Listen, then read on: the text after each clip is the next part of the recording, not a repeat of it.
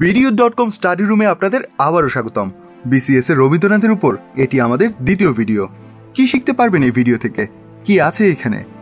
এই ভিডিও থেকে আপনি জানতে পারবেন রবীন্দ্রনাথের লেখা কিছু বিখ্যাত গল্প ও উপন্যাসের নাম এবং রবীন্দ্রনাথের তৈরি করা কিছু বিখ্যাত চরিত্রের নাম। তো চলুন শুরু করা যাক। প্রথমে জানব রবীন্দ্রনাথের বিখ্যাত কিছু গল্প ও উপন্যাসের নাম।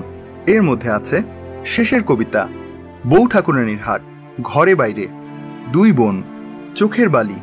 আবারও খেয়াল করি, শেষের কবিতা, বউ ঠাকুরানীর হাট, ঘরে বাইরে, দুই বোন, চোখের বালি।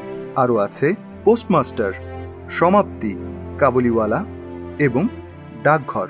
এক নজরে আরেকবার দেখে নিন, পোস্টমাস্টার, সমাপ্তি, কাবুলিওয়ালা এবং ডাকঘর।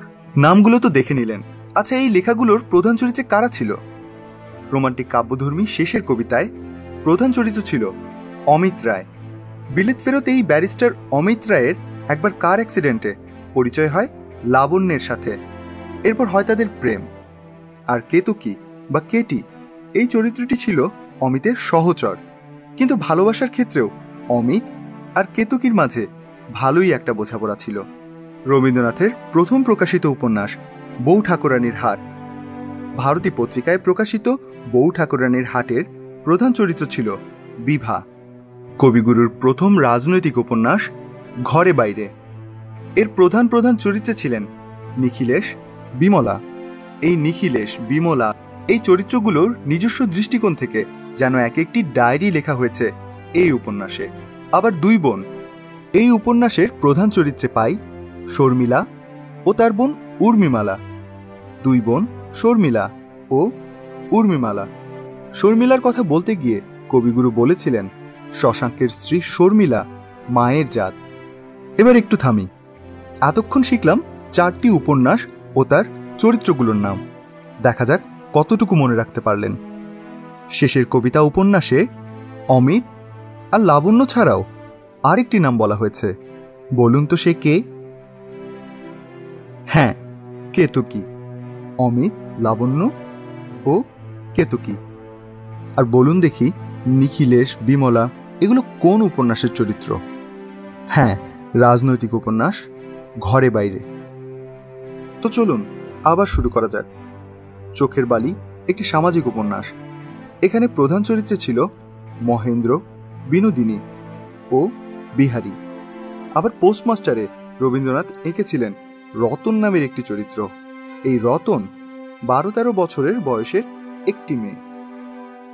আবার ছোট গল্প সমাপ্তিতে পাই আমরা মৃন্ময়ীকে। মৃন্ময়ী নামের এই দস্যি মেয়ের ধীরে ধীরে নারী হয়ে ওঠার গল্পই সমাপ্তি।